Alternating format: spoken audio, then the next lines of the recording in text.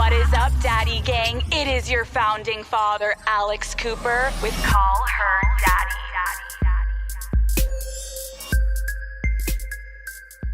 Is there anything that made you almost quit? I will say there has been a lot of times where I've almost quit. And how do you not? Like, what brings you back to not quitting? Well, I'm in an interesting spot now where, I'm 20 and I am in a spot where I'm ready to evolve things. And I don't really know what that means for myself right now. But I need to find what mediums and what things make me excited, because I was in this hamster wheel of, creating content every single week for 4 years. And the thing that kept me coming back was the fact that it's literally like a disease. Like when you start doing YouTube or you start a podcast or whatever you do, which I've been doing both now for 2 years or so, you're like, if I miss a week, I'm done. People are going to fucking forget. People won't care. And you guilt trip yourself into pushing through even the roughest moments, because I burped. Because there's this stigma that the second you take a break, you're out. But I'm done with that. I've taken a break for the past few months. I'm like, sorry, I'm done. Or 2 months or so, not that long, but I was like, I'm burnt out, so I'm gonna take a fucking break. Call Her Daddy is brought to you by Shopify. Daddy Gang, it is a new year, okay? It's time to get inspired. And when I think about what motivates me as an entrepreneur is the endless opportunities I have in building my company and having Unwell and having Call Her Daddy and having Trending, having all of these entities that I've slowly built, right? And I'm so proud of what I've built, but there's still so much more that I want to do. For example, my merchandise business. It's such an exciting part of my business, and it's something that I always want to focus on, but I have help when it comes to that business, which is a key element so I can still be doing all the other things in my business. And that is where Shopify comes into play. If you are a business owner, please listen up. Shopify is a commerce platform that allows you to start, grow, and manage a business just like mine. Whether it's your side hustle or a storefront, with Shopify, you can sell online and in person, locally and globally, direct or wholesale, desktop to mobile. Shopify makes it easy for you to start a business, Daddy Gang. There are tons of fun themes to choose from, and there is an easy drag and drop editor to build your store. We all know we live on our phones, and with Shopify, you can tag and sell your products globally and across all major social media platforms, making it possible to sell where your customers are, okay? I am so inspired for 2025 to continue to build my merchandise business, and that all kind of starts and stops on Shopify, right? So Daddy Gang, it's time to build your brand. Head to shopify.com/daddy to see how easy it is to start your business today. I'm burnt out, so I'm going to take a fucking break. When we talk about going through this hamster wheel process, it's so hard to explain a tangible feeling that it is. And I talk about it in therapy all the time. I started this podcast kind of like when you started YouTube, and you didn't have anything in mind of a start or end date. It was I'm just gonna start this, and then all of a sudden you wake up and you're like, I've been doing this for years. Yeah. And who am I without my podcast? Yeah. Who are you without YouTube? Who is Emma Chamberlain? And it's there's no light at the end of the tunnel. And it's also not the type of thing that you can ever stop thinking about. I've been thinking about YouTube for 4 years straight. There's not been a day or an hour that has gone by where something about it has not come into my head. And whether it's how do I want to evolve my videos? What am I going to film next? What are people going to think of that video? Was that video shit? Same thing with my podcast. Was this episode, did I rant too much? Yeah. Did this episode, was this episode fucking annoying? Was I repeating myself too much? It's there's no end date. There's no room for a real break. There is, but you don't want to let yourself believe that, right? And there's no room for mistakes. There's no room for mistakes. There's no room. It just feels like, your boss is humanity in a way. Like your boss is literally just like public opinion, it feels like. And that's fucking weird. And it's so out of your control because the court of public opinion evolves. It ebbs, it flows. It's not like you're reporting to one person and like being like, here's my work for the week. You just have to be constantly trying to guess what the people want. And when you're living by that, it's like, what formula are you to follow? There's no formula to follow. It's like uncharted territory. And sometimes the people don't even know what they want. So if they give you an idea, that might not actually work. Sometimes you have to predict what people want. And it's just this whole mind fuck. And listen, I'm not complaining about it because in every job, in every, profession in life, like there are elements of it that are just a nightmare. And I think just with this, it's like, everything could just go away so quickly. And I think the way that I've found peace in it is I'm like, okay, if it does, then it does. And I'll just get pregnant and have a baby. This is Emma's pregnancy announcement right now. You guys, I'm pregnant. No, it's like, no. It's like, goodbye. No, it Publicist said no. I have never heard someone explain it like that, where your boss is the public. Every single creator does exactly what you just said. You quickly say like, and I'm not ungrateful, and I'm not saying I'm not like so happy with what I have. That's not it. But in everyone's life, you have your struggles and you have your adversity that comes. Totally. And when you have millions of people every single day having not only an opinion on you, but sort of a hold over whether you have a career or not, right? It is a lot to fucking handle as a young adult. Well, the thing is too about it is that as humans, we're not supposed to, I mean, this is just an issue with social media in general, but you're just not supposed to be exposed to that many opinions, that many people's successes, that many people's vacations, that many people's hot takes, on like when they're, you're just like not supposed to experience that many people's lives, right? We're programmed biologically to only have to compare ourselves and listen to like a handful of people, right? I've watched a video about this. Like, I'm not a fucking scientist, but like I did watch a video about this. I'm citing my sources. Long story short, like you're just not supposed to hear from that many people. It's not like something that we're evolved to be able to comprehend. Mm-hmm. So it makes sense that, for us, for example, like reading comments all the time from hundreds of different people, sometimes thousands, sometimes millions, that's just not a normal experience. And so when our brains react in weird ways, it's like, what else did we expect? This is a weird situation and is not natural. Yeah. And I hate when people say like, then just don't do it.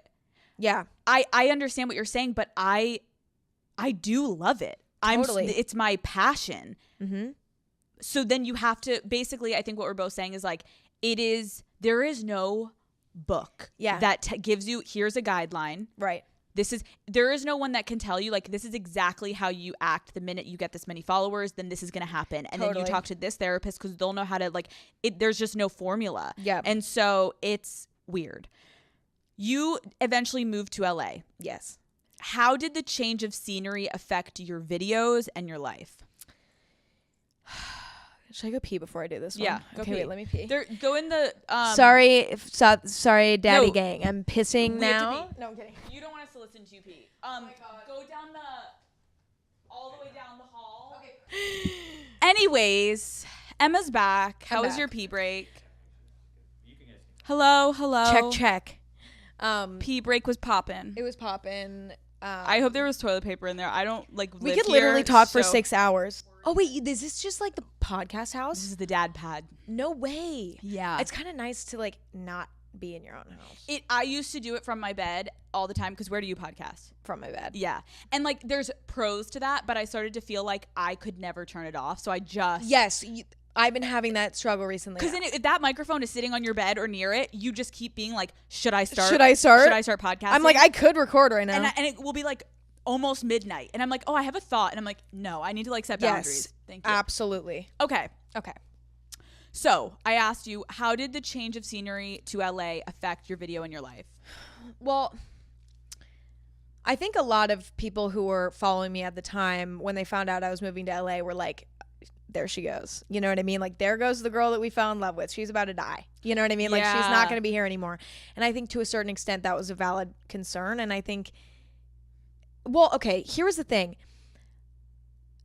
It was such a huge life shift, in my foundation, and my reality changed so much that my sense of identity kind of went out the window, and I was having to like rebuild my new, I mean, and this happens regardless of if you're moving to LA and doing YouTube, or if you're just literally a teenager, you know, like there was a lot of shifting that was going on. It was like I was making new friends. I was starting to try to date guys. Like I was like living on my own and like trying to figure out what that entailed. And like there was so many life changes all at once that like a whole new group of people, a whole new scenery. It was just like whatever. My sense of identity was fucked. Yeah. And so when it came to like making videos, the shift from moving from home to moving to LA took such a psychological toll on me that I don't think I was willing to admit to myself at the time. But it was so exhausting to, you know, find your footing in a new place, especially LA, that like I was very drained just from life itself. And so when it came time to like make YouTube videos, I was like, I am so fucking tired just from like existing here right now, that I think my content at certain times throughout the first year and a half, 2 years of being in LA, like my content had moments of suffering because there were just moments when my life itself was a mess. And not even a mess in a bad way, just simply a mess, where I didn't feel like I had a foundation. Can you explain, in your opinion, like the good and the bad, evil parts of LA when you're talking about your experience? I think the good is that there are so many people here that are in a similar industry to me and to you. It's so being here is nice because there's a lot of people around that can relate, because it's a very unique situation and it's comfortable to be around people that are in the same industry as you. But well, also another good thing about LA is that, you know, there's a lot more opportunities here and it's a lot easier. Like if you have to do a shoot for something, or if you have to do an interview for something, you know, everybody's in the same area. So it's just a lot more convenient to get a lot more done because everything's here. It's either here or New York. And usually it's here, actually. A lot of people from New York fly here to do stuff. And so living here is very easy to get the most done. And I can't take that away from LA. Also, LA, you know, it's like the weather's nice and like, you know, you're close to the beach. Like there's great things about LA. But I will say that there is a lot of toxic stuff about it. Number one being that you can't walk anywhere. That makes me really upset. Number two, that's like the stupidest thing to complain about, but it sucks. It is, yeah. Number two, being around people that are in the same industry as you is also not always the best thing, because there's a lot of competitiveness. There's a lot of trying to, you know, use you to get farther. And that's something I didn't anticipate. You know, it's great when you can find someone here who is in the same space as you, that like just wants companionship, but that's actually more rare than you think. Yeah. So there's a lot of room to get fucked over when you're being friends with people in your industry. And that's something that I really struggled with and experienced. When you say that, can you elaborate a little bit on like when was and you know, obviously you're not naming names, but when was a moment that you realized like, I think I'm getting used right now? Oh my God. It's like been so many times. I mean, like and sometimes using is not always a bad thing. Like sometimes you can even find yourself being like, well, yeah, they're maybe using me, but I guess I'm kind of using them too, you know, like in certain types of collaborations, things like that. But I think that's kind of different because usually when it comes to like a collaboration of some sort, it's a mutual benefit. Sometimes it's not though. And in those moments you're like, okay, I'm not benefiting from this at all. This person's like profiting off of me in some way. And I don't feel, number one, like it's having a positive impact on me, and number two, like I don't think that they actually care about me. And so that's when it gets a little messy, is when it's not a mutual thing and you can tell that they actually don't even care about you at all. And you know, it's a part of it. Again, like it's a part of it. And so I, in retrospect, now that I'm far away from all people or all things that could ever put me in a spot where I would be used or would feel taken advantage of in some way. Like now that I'm far away from those things and I can look back at those moments when I did feel that way and I was wrapped up in those things, I forgive because I understand that, you know, it's like we're all just trying to prove that we deserve to have dropped out of college or to have dropped out of high school or to have moved to LA. Like we're all just trying to make it happen. Right. And so if somebody thought that they could benefit from me in some way, yeah, that's not nice of them. But also I understand where their head was at and I'm able to forgive now. When you say you're able to forgive, so you've been burned by people. Call Her Daddy is brought to you by Batiste Dry Shampoo. You guys, I am always running from a meeting to a dinner to an event. And if I'm being honest, I definitely don't have time to wash my hair every day. Okay. If I'm lucky, I can maybe wash it like once a week. So I really rely on Batiste Light Dry Shampoo to get me through. This is Batiste's lightest dry shampoo. It is soft, it is subtle, and it absorbs oil without weighing my hair down. Not only does my hair look clean, but it feels clean after just a few sprays. I am also super sensitive to smell, and Batiste Light has no overpowering fragrance. Plus, it absorbs right away without leaving that like grainy white residue behind. I brought Batiste with me to a girls trip last weekend, and I cannot tell you how many of my friends were like, Alex, can I borrow your dry shampoo again? The girls know I am always coming with multiple bottles of Batiste Light in my suitcase because when I'm on the go, I definitely need some help to keep my hair looking fresh. Batiste Light has been a complete game changer for me. So Daddy Gang, go buy Batiste Light Dry Shampoo online or in store at your nearest retailer. And like, again, so not saying so surface, but not going into actual detail. Like when you say burned, like, can you give an example? Like, was it someone asking you to be in a video? Was it someone asking to come in your videos? Was it someone, a brand deal? Like, what are you referring to? There was like a few instances where, you know, people would want me to appear in their videos, for example. And, you know, I would be like, I can't today because like I need to be working and I need to like, I have to be and they'd be like, and you know, maybe because they were more successful than me in some ways or whatever, when they would be like, you have to, I would be like, okay, you know. And so I was young and very yes man when I first moved to LA. So if somebody, and these like YouTubers who were maybe more established, I think that they knew that they could kind of push me around a little bit, not only on camera but off as well, just by, you know, like they just knew that I was really also still kind of a fan of everyone. I think they could sense that as well. So a lot of people, I think, knew that they could take advantage of me and that it would be fine. And listen, again, it's fine. Like I get it, but I'm also like, but it still sucked, and it made me a lot less productive, and it made me depressed because I felt like just an object in some ways, which again, I don't think that was their intent, but I felt like I was just like a fucking drone, a corporate drone, you know what I mean? Like a YouTube corporate drone. Right. And I honestly would say that the ways that I was burned the most though were like more personal ways, like the ways that just like people who were like kind of bullies to me, like behind the scenes. Like you would never, like not necessarily on camera, but like most of the shit that was like bad was like behind the scenes, where it's just like shitty friends. point blank. You know what I mean? And I feel like when you're also saying that, it would always somehow tie back to content.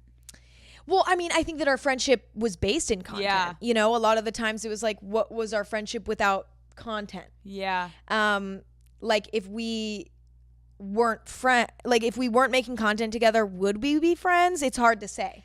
That's what I think a lot of people aren't able to, obviously aren't privy to that information on the internet. You see these people, they're hanging out. Oh my God, they're new friends. Most of the relationships that I have seen in LA are transactional. 1,000%. I don't know a lot of people that like genuinely, when we're all home, like for like holidays, like those people are not conversing, being like, hey girl, like how are you doing? Like it's not like that. It's all based on, we're back in LA, you want to shoot a TikTok, like, yes, and you're promoting. I remember doing it in the beginning of my show when I had a co-host. It was like we were promoting being like best friends. We had met like 3 months before, of course, and it was like, but you sell this like fun lifestyle, and it doesn't look great. I guess people think that if you're standing with someone that doesn't have followers, that's actually your friend from your hometown, right? No one's interested in that. But if you're standing next to, if I'm standing next to Tana Mojo, that is logistically going to get more downloads and views than if my friend Jackie from home is going to be next to me. Like, who the fuck is that bitch? Yeah. So there is like an incentive to create these dynamics, but it's really dark. Well, it's interesting because actually some of the friendships were like quite close friendships where we were talking a lot. Some of them not. But like some of them genuinely were close like that. But the question still remains, would we be friends if we weren't making content together when we were together? Right. And it's like, that's kind of where it gets foggy, right? Because it's like, we were really close, but if we weren't making content together, like, would we be hanging out? Would we even care to check in on one another? You know what I mean? Where was the intent? When did those type of dynamics, when did you wake up and they stop? It happened like one by one, I would say. Like, I would have kind of realization about and it wasn't like anything. Some of them, there was like moments where it was like a blow up, where it was just like, fuck you, you know, like this is just like not, like you are using me, I can tell, fuck you. But then other moments it was like, it was more just like a drift away where I was like, you know what, how is our friendship off camera? And if the friendship was like not good, then I was like, you know what, I'm just gonna back away. And I've always been somebody where I'm like, I don't feel much sadness if a friendship's not like positive. I will be the first one to fucking cut it off. And just because what's the point? You know, even if we're profiting off of our friendship, even if we're not, even if it's a private friendship, both, I will like walk away with no remorse if I feel like it's right. And so I kept that principle for all friendships, you know, throughout my teen years. Have you ever stayed in a friendship longer for fear of the public perception and the fallout? Yes, like I've definitely struggled to cut off public friendships a lot more. Public friendships have always been harder to kind of back away from, even if it was like what needed to happen for all parties, you know, like it's definitely harder because you're like, God, like, you know, even if this ended civilly or even if it fucking didn't, you know, I don't want someone else, the other party, to get in trouble by the court of public opinion for our friendship ending. Because even, let's say they did the worst shit. Let's say they were such an asshole to me. They're going to pay enough with their own conscience. Yeah. You know, I don't think it's necessary to have the world knowing about that too. What do you get anxiety about in general? Like, what are the main things that give you anxiety? I would say the main thing that gives me anxiety is is something happening where my character is portrayed incorrectly and it being believed, right? And me not feeling like I'm able to say, this is not me. Because I know, like, I don't care what anybody says, I'm not a fucking bad person. So, and I know that. And I know that because I have too much of a conscience. Like the guilt I feel about everything. I can't do bad shit. Like because my guilt and conscience is so strong that like, I almost wish I had less of that, because I actually feel guilty about things that I don't need to feel guilty about. And it sucks, you know, like, but I know that I'm not a bad person, but I do sometimes fear that somebody will even spread a rumor about me that's not real. And that will become known as fact. And I know how things work on the internet, where it's like, people aren't digging into every single story that they see. So if like a bad story that comes out about me comes out, people see it, they're just going to take it as fact.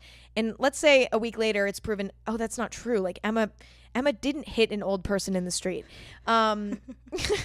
Like, people are still going to remember the article that they saw where they said that I did. Yeah. And that's what freaks me out, is that, you know, I don't always feel like I'm able to defend myself, and I also don't always want to. Yeah. And I also can't go and diffuse every rumor about myself. I would be fucking, that's all I would ever do. Yeah. You know what I mean? If I went and addressed every fucking rumor or every fake blah, blah, blah, blah, blah about me, you know, that would be actually my full-time job. So like, I can't do it. And so it's just like this process of trying to figure out, like, you know, like, I just feel so out of control of the public perception of me, because somebody could go and lie about me tomorrow. And you know what? The other thing is, I don't, like, let's say I did do something fucked up. Let's say I did push an old lady in the street. Let's say I was having a really bad day. Who knows? There's not a lot of room for having a bad day. There's not a lot of room for making a one-off mistake. And even if that's not something that reflects my character, how am I can apologize and say, this is not me, all I want. But everybody does that. And how do people even know that I'm being honest? You know, so it's like, it kind of feels like a witch hunt in a way. And I think that in some areas, like, yeah, criticism is necessary. Absolutely. But I think that sometimes, like, people love it. And so they want to feed the drama. And I don't want to be the butt of that. And listen, it's happened. You survive, but it just fucking sucks. And it sucks even more when it's not true, or it's not a representation of you as a person. And people make blanket statements like, oh, we heard Emma did this one time. Emma is now evil all around. You know, there was like a rumor that I was a bully in high school. And I remember I was like, okay. And I saw like a girl from my high school made a TikTok that was fully not true. It was fully not true about like me saying some mean shit to her in class. Like, made up this whole like fake story. I'm like, girl, we went to all girls school. We were like nerdy. Like, nobody was bullying each other in high school. Is there a chance that I excluded somebody in high school? Is there a chance that I maybe made a snarky remark to someone in high school? Fuck yes, there is. There's a great chance that I probably did that sometimes. I woke up too early. I was in a bad fucking mood. Sure. But I never did anything evil. I know that for a fact. And do you know what? If I did, I'm sorry. I don't know. I don't remember. Do you fucking remember what you did in high school? No. Nobody fucking remembers. And we're also kids. It's like kids playing in a fucking knife drawer. We're all learning how to be good people. And you're gonna fuck up in that process. But it's the fact that, you know, my identity is in the hands of like everyone who's ever met me and everybody who's ever seen me do anything. And I don't have control over that. And the psychological damage is it is crazy. But also, I signed up for it. So yeah, here we are. You know what I mean? Most people listening to this podcast right now are the ones that you're referring to as your boss, my boss. Yeah. They're listening to this and they're going to make a decision. Yeah. Do we like Emma Chamberlain? Right. Does the Daddy Gang like Emma Chamberlain? And I'm sure it's okay if you guys don't. And I'm sure vice versa. There's going to be people that are like, why? There's people that don't like me, and they'll be like, why did Emma go on Alex's show? And it's like, people are unforgiving and ruthless on the internet. And not only that, they are excited when there's drama. Yeah. Like there have been episodes where people are like, I'm going to cancel you for having that person on your show. Yeah. But does it say more about me for having them on? Why are those episodes the most downloaded though? Of course. So that's actually you guys are listening. You are the ones ingesting it. You're clicking on it. I don't know. It's a scary industry a little bit to be in right now. I agree. And I think the other thing is that there's a difference between, you know, somebody doing something genuinely bad, right? And something genuinely bad and having an intent that's like, I actually like want to hurt people, you know, because that happens on the internet. You know, you see people fuck up and do things that genuinely directly harm people, and they actually had the intent of harming people, right? I never on my whole time on the internet have ever posted something with a negative intent, right?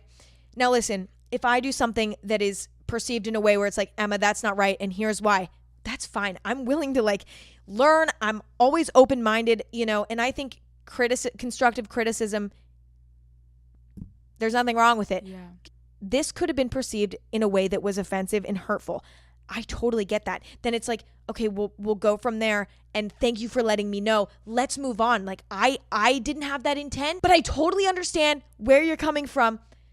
I'm so glad that, you know, you let me know. I'm so happy to do better next time and to be more aware of how this could be perceived wrong. But it's when people are like, oh no, you're done. You're done, because even though you had no idea what you were doing, and even though it was a complete 200% accident, you're still done because you made a mistake. That is such fucking uncharted territory. How are you supposed to predict? It's like, I could fucking like put on deodorant in a video, and I feel like at this point somebody's going to be like, you're offending people that don't want to wear deodorant.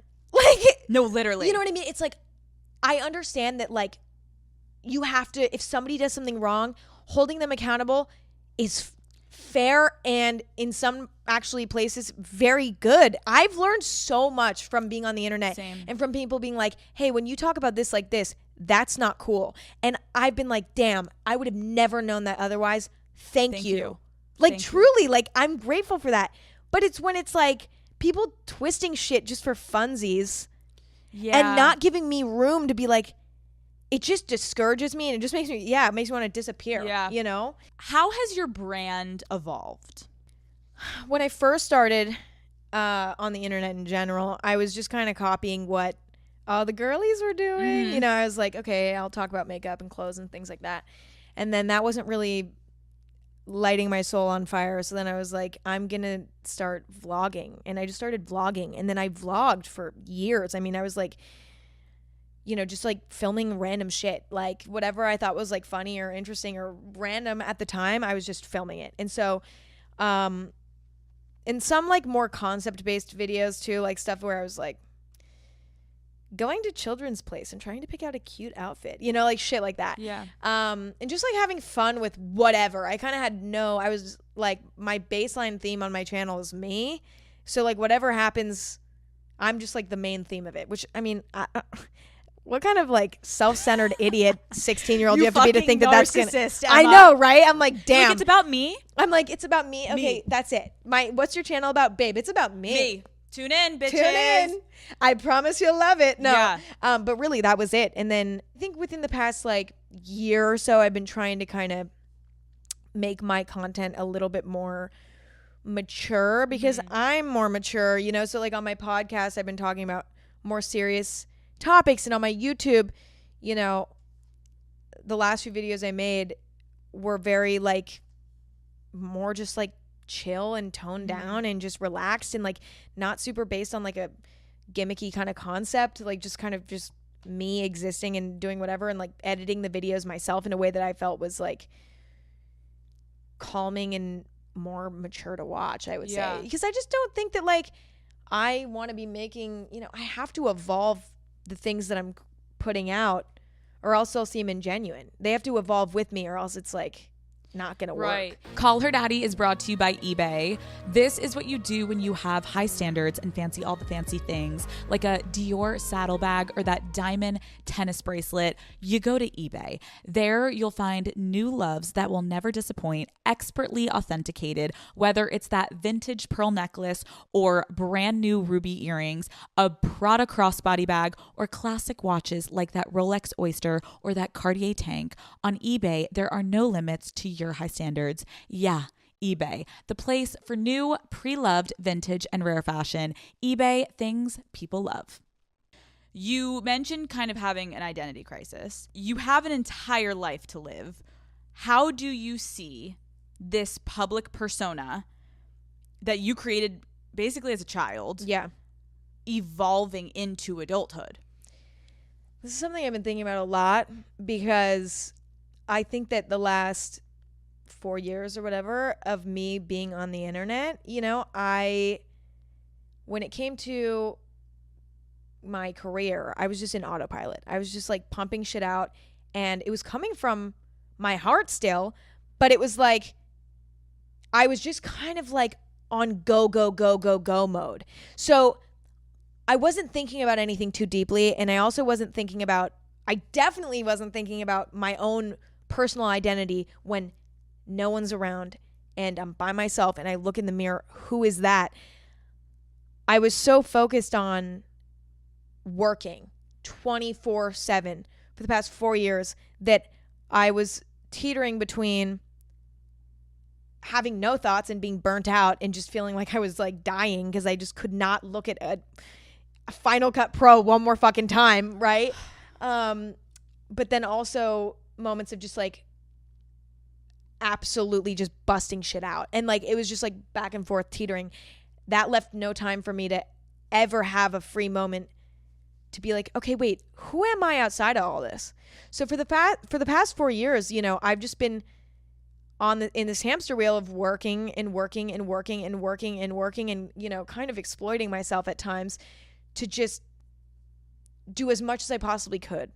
Especially because I started to get so many opportunities that I was excited about. I was like, well, I don't want to say no. You know what I mean? I want to do everything, but you can't do that. But I didn't know that at the time. So I was spreading myself so thin and giving myself no time to sit back and be like, okay, wait, who the fuck are you? Who the fuck are you? And within the past, I would say, honestly, especially 2 or 3 months, I've been having a lot of like psychological struggles because I'm like, I'm now having to figure out, like, refine my identity after like shoving it away for the past 4 years, ignoring it and just putting that on the back burner. It's like now I'm left being like, I don't even know what fulfills me, what excites me, what, you know, makes me feel like I have purpose outside of my work. I don't know what it is because I've not let myself go there. I didn't have the time to go there. And so that's kind of what I'm figuring out now. And, you know, I've gotten to a place where it got so dark for me, you know, even recently that I was like, well, I don't fucking care if everything goes away. I'm like, I don't care because I'm so disconnected from myself that like I need to refine that. And if when I'm ready to come back to the internet fully, and when I'm ready to like, you know, get back into the swing of things, like if people don't want to watch anymore, if people don't care anymore, I need to do what I gotta do. Yeah. It's impossible to develop your identity and be online at the same time, because developing your identity means silence. You need silence. You need alone time. You need to be intimate with people. You know, you need all of these types of things that do not align with being a fucking YouTuber or even being a podcaster at times. You know, I think podcast is like, when it comes to personal identity, it's easier, especially too, because like they can't always see you. There's something nice about, I don't know.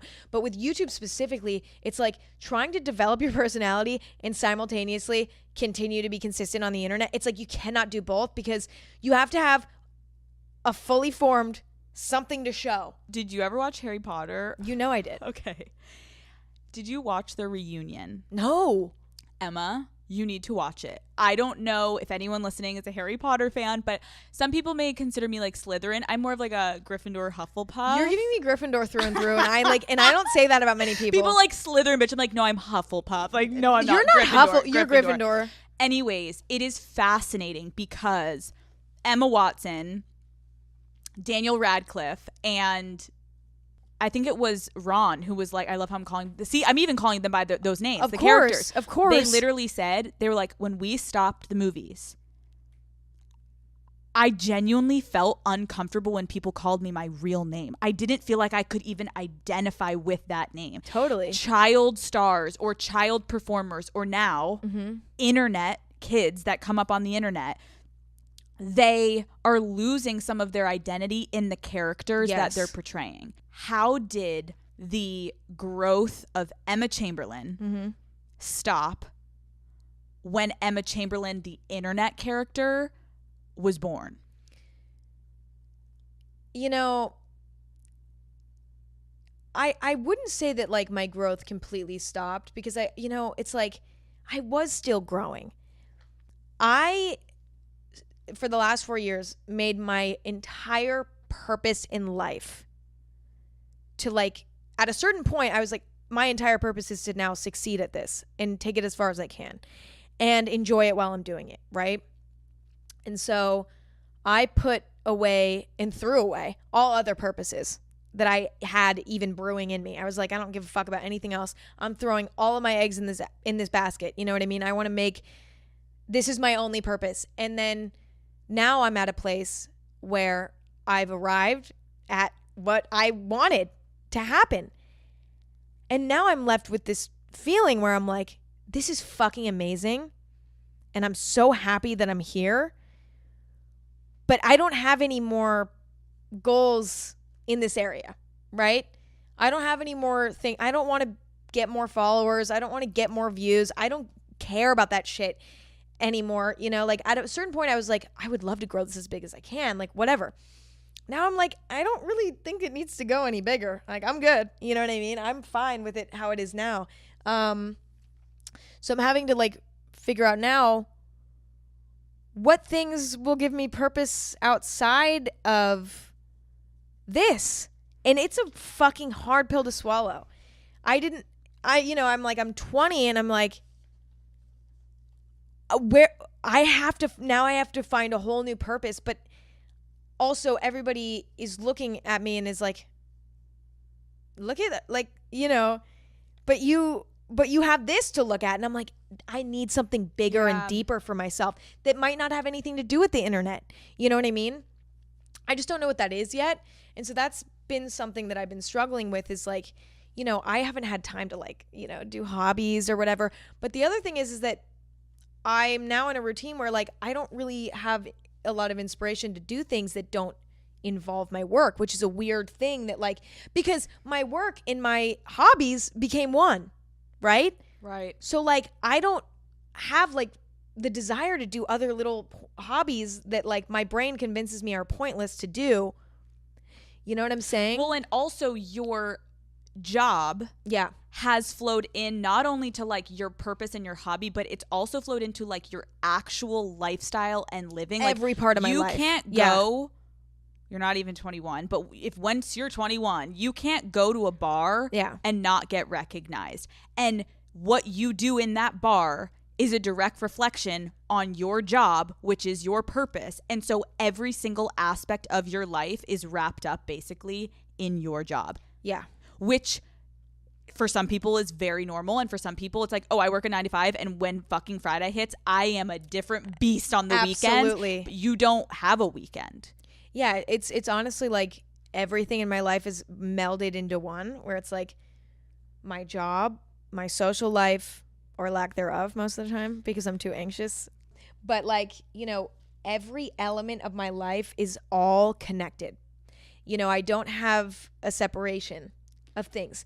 And because of that, it all feels like everything could fall apart if I just pushed the wrong domino, and it could just all fucking fall down. Like, you know, it's everything feels very fragile, which is why I'm now like, okay, I can't have all my eggs in this basket. I want to continue doing this. This is, you know, my passion and something that I enjoy doing this stuff, right? But I have to find a life outside of it and solidify that life and like make that life something where I'm not so worried about what people think of me on the internet. I'm not so worried about, you know, if this all went away tomorrow, because I do have this life outside of it that's so rich that it doesn't matter. Walk me through social anxiety now with this platform. It is I mean, of course, like I do love meeting people. I mean, I really do. And I am generally a social person, I would say. Like I don't really get social anxiety about talking to people. Like if somebody comes up, I mean, there's been moments when it's been like kind of overwhelming or something just because it was like, you know, I was late to something or blah, blah, blah. But I always, you know, the actual interaction itself is always pleasant. You know, the only thing that I'm paranoid about is people who don't maybe like me and see me in public and they are like want to film me or are like watching me and like making fun of me behind my back. Like it's the fact that I could be anywhere and somebody might recognize me and I might not actually know that they know me. If somebody comes up to me and like says, "Oh my God, like what's up?" You know, like that's sweet. I don't actually mind that. It's the fact that I don't know when I'm just another human being drifting through the street or when somebody is watching me because they've seen me before. That is what makes me anxious. And that's what makes it hard, you know, because I'm constantly feeling like I'm being surveillanced, whether I know it or not. What are you doing though, like tangibles, in order to try to find and redefine and that identity that you're looking for? I think a big step in it was deciding like that I'm gonna probably step back from YouTube. Okay. You know, just because I will say that, and I mean, I don't know, I'm not making anything definite, right? I'm just like, this is just where I'm at now. I take it day by day. That's what I have to do or else I lose my mind. But I do, like, for me, doing a weekly podcast is something that I can do. Because, I mean, it's very much me sitting in bed and like just talking. But I also think that by stepping back from YouTube, I have a lot more free time so that I can figure out, okay, maybe I want to like, you know, who knows what I want to do. Yeah. But like I might want to do something else that's creative that I can create for, you know, the world to hopefully enjoy if they decide to enjoy it. Like it gives me room to explore, number one, like what I could do next in my career, but also it gives me more time to like develop friendships properly. Cause I also, you know, don't like to have people in my videos or on my podcast or anything. Cause I just gives me too much anxiety and I like it just to be me. And so, you know, it caused me to push a lot of people away because I couldn't combine work and play, you know, I had to keep those very separate. And so because of that, it was like, I didn't hang out with people very often. So I'm taking this time to just like have as much free time as possible and just let myself get really bored and like see what I do to entertain myself. I also hear when you're saying you're going to give yourself that freedom to find things you like, but then don't grab the camera and film it for content. Like, no, it's yours. Let it be yours. Yeah. Let a hobby be yours. And don't be like, oh, this would make a good vlog.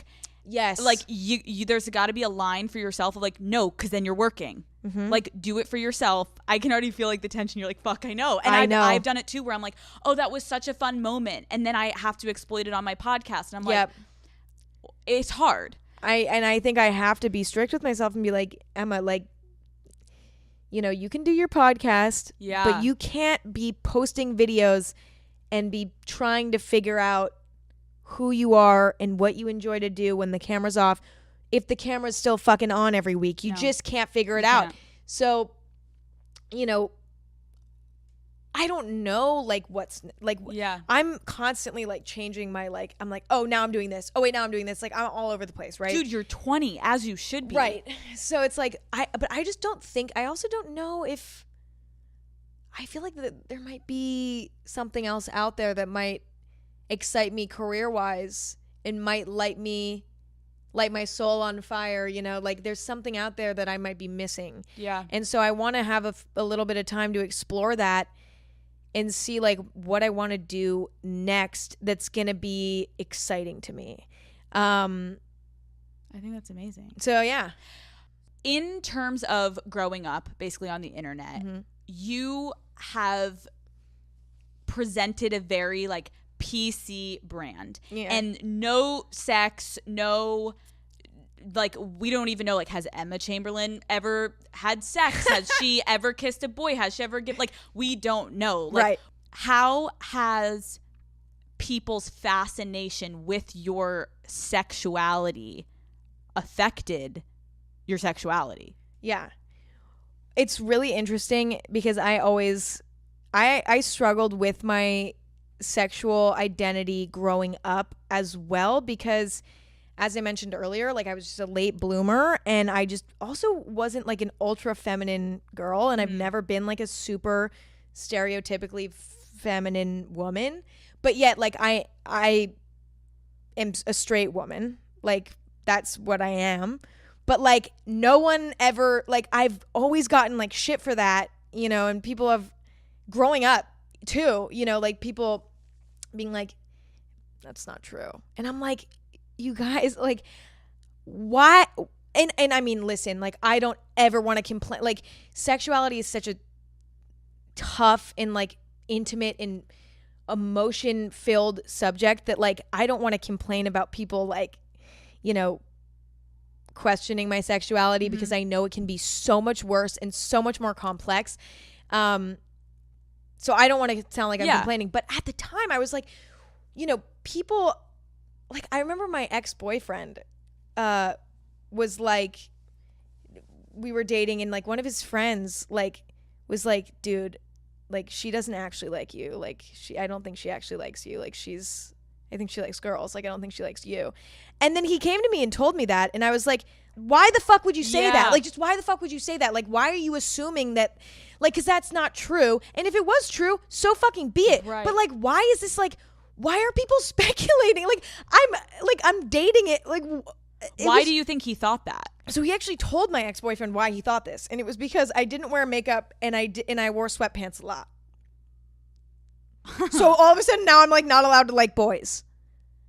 I was like, right. Holy fuck. I mean, seriously, like just stupid. And I mean, I've always thought like,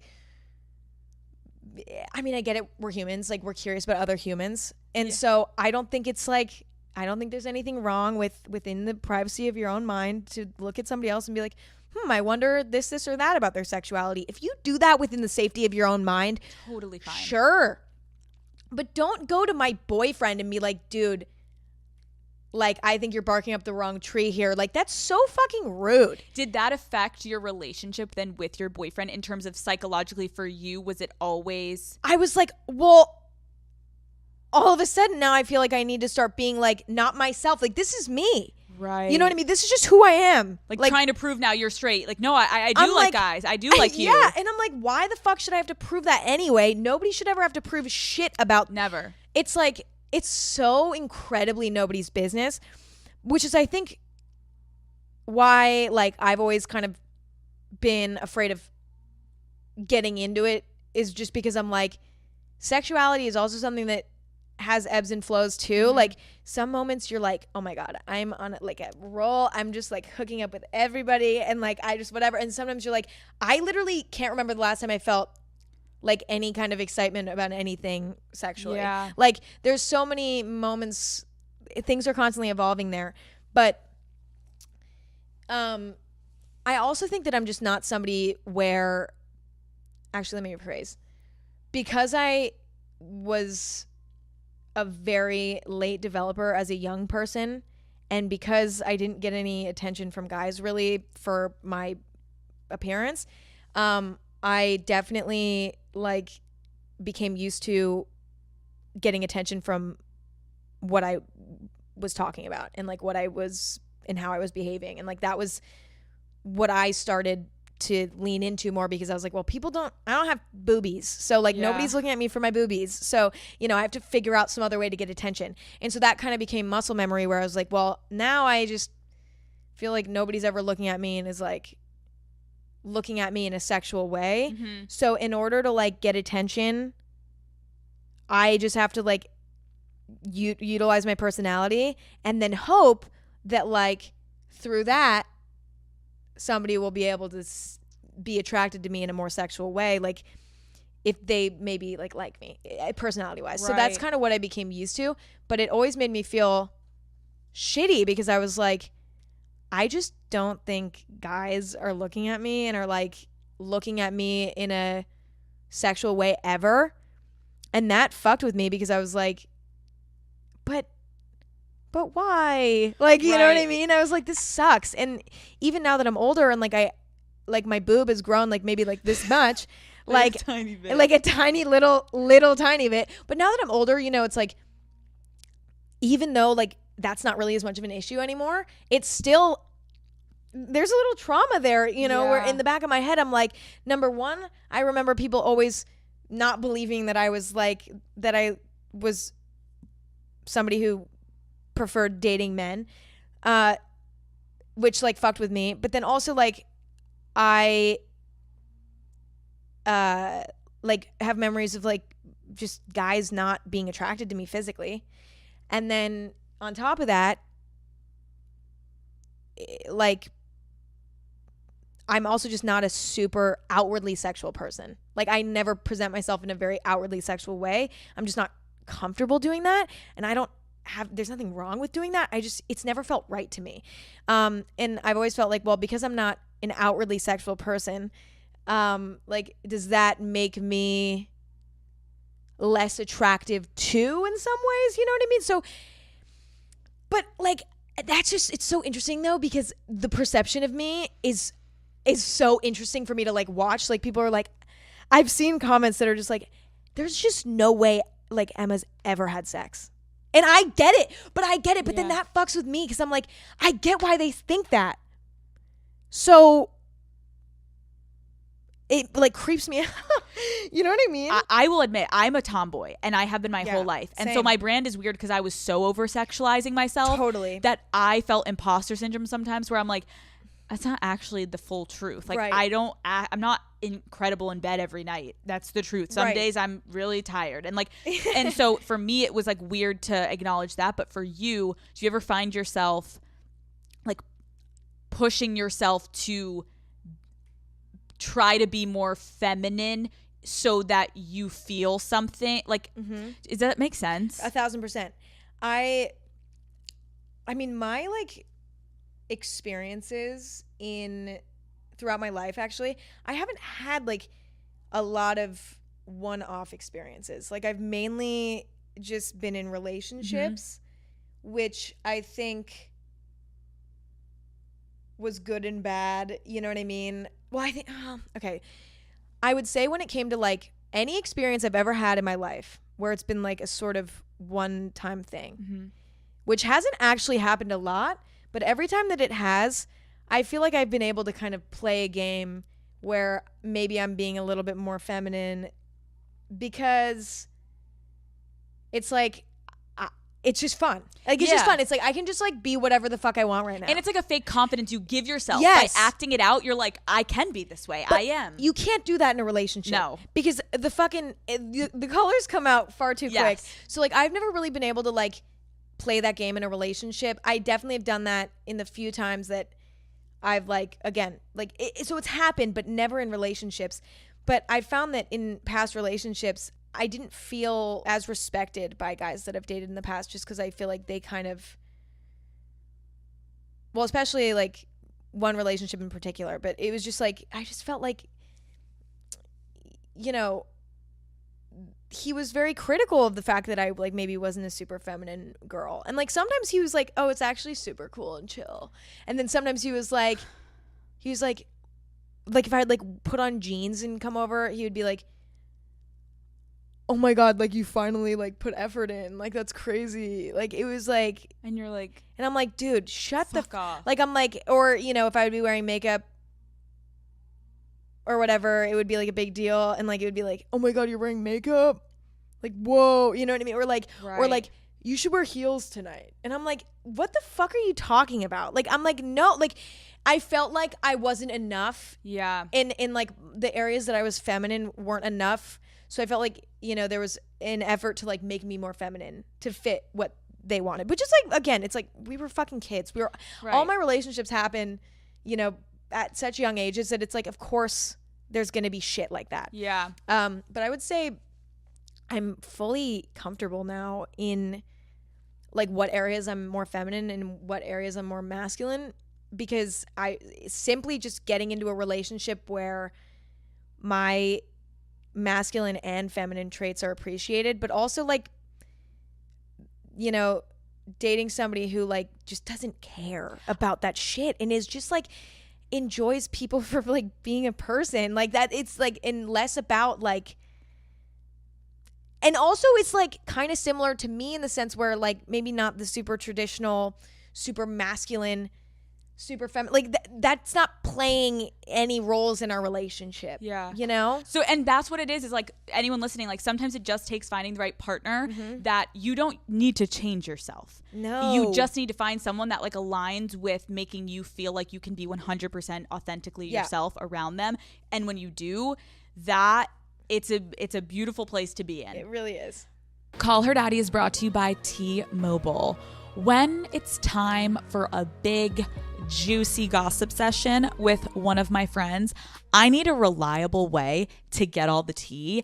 And by tea, I mean T-Mobile, okay? Having more 5G coverage means getting 5G signal more often. And as someone who is constantly on the go, it is so nice to have a reliable network that I can count on. Being a T-Mobile customer also means that I have access to a ton of perks like concert tickets, skipping lines at events, and free in-flight Wi-Fi so I can keep posting from the sky.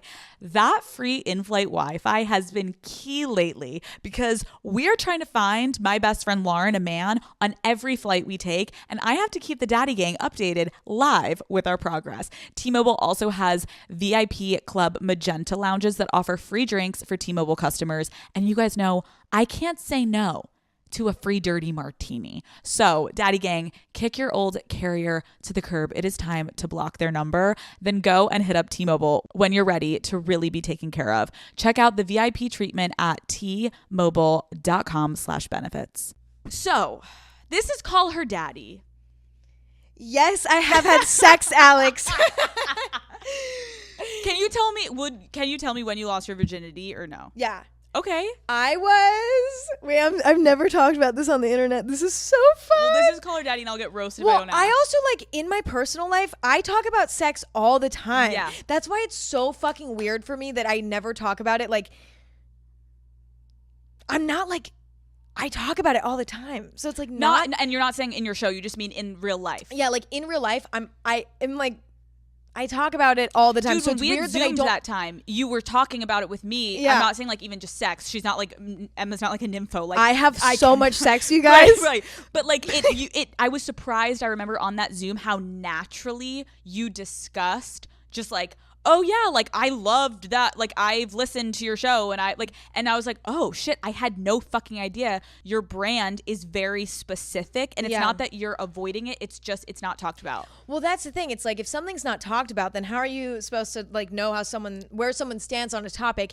And it's interesting because I just like, it's so bizarre to like talk about it, but it's also kind of fun. Okay, because I feel like I'm old enough now. Like I'm finally old enough where I get to talk about it. It was like the Disney Channel effect. It was like when Miley Cyrus was like, I have to go to such extreme and go like dance on a pole because like everyone sees me as a baby and I need them to not see me as that. Meanwhile, she was like probably like fucking smoking weed on set of Yes, Hannah Montana. yes. Like you know what I'm saying? Yeah. Like there's so many things that like the perceptions can pigeonhole you and then it does affect your identity. And so I can feel you being like, hey guys, like I'm 20. Yeah.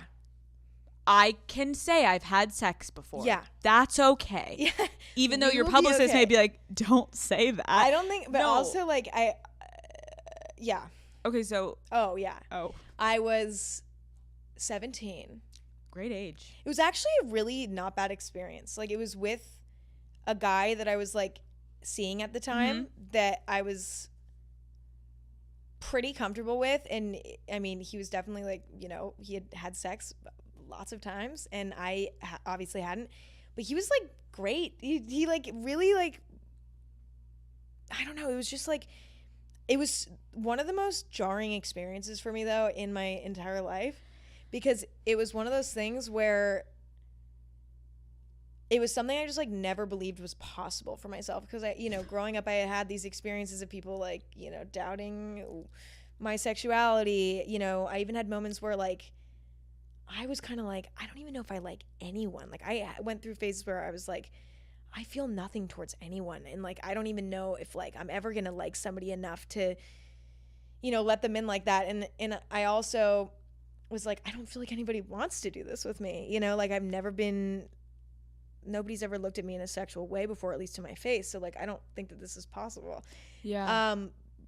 And so when it was happening, I was like, oh, I was like, this is just like, feels like everything's like shifting in my life, you know? Cause I was like, damn, this is like a new chapter. And I felt I had weirdly like imposter syndrome with it. Right. Cause I was like, I don't feel like, I'm like, are you sure that you want to do this? I'm like, nobody's ever wanted to do this. So I don't know why you want to do this. And also I had a huge crush on this guy at the time. So like, you know, it was even more crazy for me. And in retrospect, I can look back and be like, no, like I was being hard on myself and I didn't need to be like that.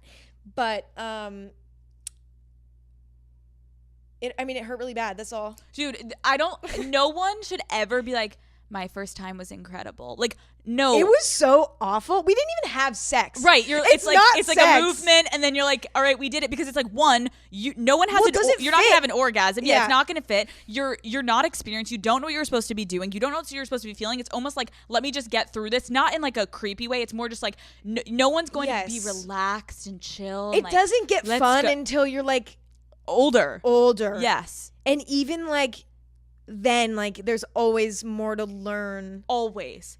And really, I think the weird thing is like, as I've learned through my show, is like, it really starts with yourself. And a lot of people don't feel comfortable starting sexually with themselves until you get a little bit older. Right. Because there's like a lot of weird shame. And especially if you haven't felt this like feminine sexual energy, you're so in your head that to even like be by yourself and masturbating, you're already thinking outside of your body about how you're I'm not sexual, this is weird, what am I, and you get in your head. Well, you also are like, it's so true. I mean, I've had moments like on a personal level, but also like with other people, like when I'm, you know, like where I've just been, I've gotten into my head and been like almost embarrassed, where I'm like, bitch, you are not, stop being like, like stop faking it, like you're on top and you're like, this doesn't feel genuine. I'm like, this is not, it feels like out of character. Yes. And it doesn't feel like it aligns with me. And like, and you want to do it. That's why I hate going on top. Because I'm like, I don't want to have to fucking think about me. No, but I think it's okay to say, in terms of like sexually, it's hard, especially growing up where I will admit, like, my show, as much as it probably gave women confidence, it also probably drew a big hole in people's sex lives, being like, wait, I don't do that. And like, I've never, and then you get insecure. Totally. And again, porn and everything makes you feel like you've got to be this like sexual deviant. And so when you're like, again, like a position like on top, eyes are on you, and you're like, okay, so I know I'm supposed to start like moaning, and then like I should like throw my head back and like, but naturally right now, like I feel a little out of body imposter syndrome of like, I don't feel that yet. And it's weird. But also like, if you're like, for me personally, I'm not like, I don't fucking like want it doesn't excite me to like do crazy shit necessarily. I just don't. But it's like, people are very judgmental about if you're like,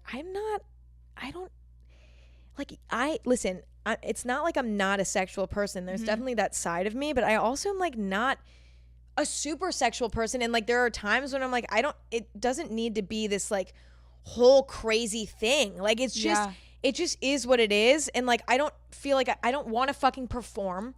I don't want to, it just, and I think that the expectation to perform might actually end up being detrimental too at times, because you're like, it's all about like figuring out what the vibe is. And like, if you're just like, well, the vibe doesn't feel like making really loud sounds right now, but I'm just going to do it anyway because I saw it in porn yesterday. And then you get into that pattern, and then you're like, when can I stop? It's like kind of like, but then it takes away from the intimacy of it. Yes. You should just disappear and like not think. Yes. And like let it happen. Yeah. And that's it. You just have to get out of your own way. I will also say, I think what you're saying is the majority and the norm, but people publicly don't admit that. I know. And so it's like, let's just say it. Like, I it's will true. admit that I like will enjoy okay, I know you're gonna hate what I was just about to say, so I'm not gonna say it.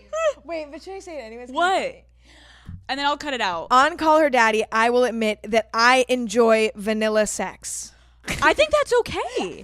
Like, you're not trying to like you're not boring sex. Like, you're not trying to like swing from the. I think that's totally like, fine. what's wrong with like fucking like what? Like a good missionary and then like one other positionary. And then go to bed. What is wrong with Nothing. it? I don't need to fucking like literally do a helicopter background fucking right fuck like flip reverse all cowgirl. over. I don't No. want to do that. I No. also like feel like I mean, listen, okay, yeah. There's moments when you can be crazy. There's moments when you can be fun. I get it. That's like once in a blue moon. In reality, it doesn't need to be like that. And I think it's also like, I'm thinking about like the sex I was having at 20. Like, I'm excited for you because it's like at 20, I was faking things and I was performing and I knew like it was all a game to me because I was like, if I do this, then he'll be obsessed with me and then blah, blah, blah. And it was all, right. It kind of all corresponded to like a bigger goal of mine, not just like the immediate bedroom. But I do think as you get older and again, as you get to know yourself sexually, you begin to like actually find things that you know you like. And then it's not even about vanilla sex. It's like what works for you can start to implement in the bedroom. Totally. And it's not like you're faking it, but you have to actually find those things by yourself. Okay, let's move on. Kate's like, what gives you the ick? I'm going to do some rapid fire and then we're done. I know this is going so long. We need to go. I know. could really go for 6 more hours. No, I know. And yes. I actually like, well, listen to it, but I like what you said because I think girls need to teach. I like that. I agree. Dude, I think that also like is really, it's like real and it's not like jarring. I thought you were going to say something crazier. Then I was like, oh, that's a good answer. Emma loves anal. I'm kidding. That's the promo of it. Okay, I'm going to go rapid fire and then we're done. I'm ready. What gives you the ick? With guys or in general? Oh, both. Okay, with guys, I get the ick when just like any kind of like cockiness and bragging and like trying to like signal that they're like successful. To me, this is not rapid fire with me. Nothing will ever be rapid fire with me. I'm so sorry. It's okay. Being cocky and honestly when people like just have bad taste in like clothing and fashion. I feel not that I know what insecure I'm doing. around Emma right now. Stop. With my outfit. I'm like, I'm not saying like there's like a certain like, but they're like braggy about it. So like got it. Being cocky about like having bad taste. That's really icky to me. It makes me have the ick every time.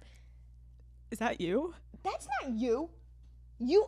You're always hot. You always Kate. look like good. You're not allowed So to play anyone this wondering game. who we're talking to, it's our mutual publicist on the right side who's been crying this entire and who's interview. also so gorgeous. So gorgeous. And dresses so perfect. like the hottest. She's a full sweat outfit on with heels. Like but nobody's it's not cooler what you would than think. her. Yeah, they're like flared sweatpants. No, she genuinely is slaying and nobody can tell me Anyways, okay. Have you ever been cheated on? different. You know, But Emma, you're like, it can never be short. It's it like can yes never or no. be short. Not technically, but like I've been in situations where it was maybe not right for Okay. people to be going out and they did. Fair. You know? Have you ever cheated on someone? No. What is the longest relationship you've ever been in? A year and like 10 months. Is that the one you're in right now? I will not say. Okay, fine. Better question after that. Do you own a vibrator? Yes. I have one downstairs. It's in a box. I got one when I was like 17. That's amazing. I know. Who told you to get it? You just got it yourself? It was somebody I was talking to at the time. Okay. What is the most hurtful thing someone has done to you in a relationship? I would say like just like not be supportive of like things that I was doing, like simple things, like work stuff, what I decided to order on a menu, like just like being in a relationship where somebody was constantly disapproving of every little thing I was doing and like being genuinely mean about it. Good answer. How is the relationship you're in now different from previous experiences with partners? It's, I mean, everything about it. I mean, obviously being like best friends with your significant other is the best fucking thing ever. And I don't think that that's ever been true prior. Also, like just the most like incredible. I can't even, it's just like, it's almost like when you're in a good relationship, it's like you found somebody that's like a missing piece. Yeah. And like they just have all the things that you wish you had, and you learn from them and they learn from you, and they treat you with respect, and there's a mutual respect, and it's like all these things, and it's like also your best friend, and then it all comes together and you're like, I don't have any complaints, and I don't know how that's possible, you know? Could you share, what do you argue about in this relationship? Not a lot. We don't argue. Can I ask you how you guys met? Through the internet. Why do you think fans have become so invested with gaining access and insight into your dating life? I think that, like, even for me, like, as a consumer of the internet, like, things are interesting when there's mystery around them. And because I don't ever confirm or deny anything, that's why I think it's so interesting. It's almost like if I were to share it, it would become possibly less interesting. But the problem is that I want to protect the people that I'm dating, or the people that I'm like even just lightly talking to, or the people that I'm hooking up with, like whoever it is at whatever given moment, like even at whatever stage it's at. I want to give them complete privacy, and I don't want my life to like affect them. Are you frustrated when you do see, like, if like God forbid like a paparazzi thing comes out of you, like how does that make you feel? I mean, for me personally, I'm like, I don't care. Like, right. I mean, it's more like I'm concerned about how it affects them. Mm-hmm. And I don't ever want to like lose an opportunity to like have a good connection with somebody, because my lifestyle creates them stress. Right.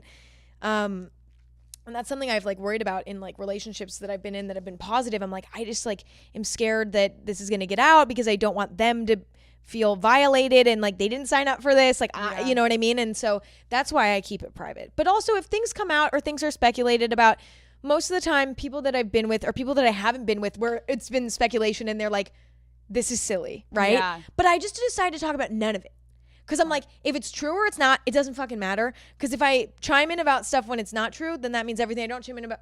Smart. I just leave it all to the imagination. And honestly, it's kind of fun to see. It's kind of fun to see like what people assume. So, yeah. Okay, wrapping up. Mm-hmm. In 30, 40 years, what do you hope people say about Emma Chamberlain? I would hope that people would say that in one way or another, like something that I said, something that I shared made them feel inspired or made them feel comforted in some way. Like that's my main goal, is I want people to feel comfortable and heard by listening to me, but also kind of like safe in a way too. Emma Chamberlain, thank you for coming on Call Her Daddy. We did it. We finally did it. Dude, it's been a long time fucking coming. Sweating. I'm sweating. Dude. I am dehydrated. My legs are cramping. We're a mess. You look great. I'm you. literally, well, I mean, this has just opened up a whole new chapter for me. 2 hours and 42 minutes. This is going to be another 2-part series. I can't, wait, we needed this though. We did. I could have kept going too. I do feel, yeah, it was like therapeutic. Yeah, we need. Great work.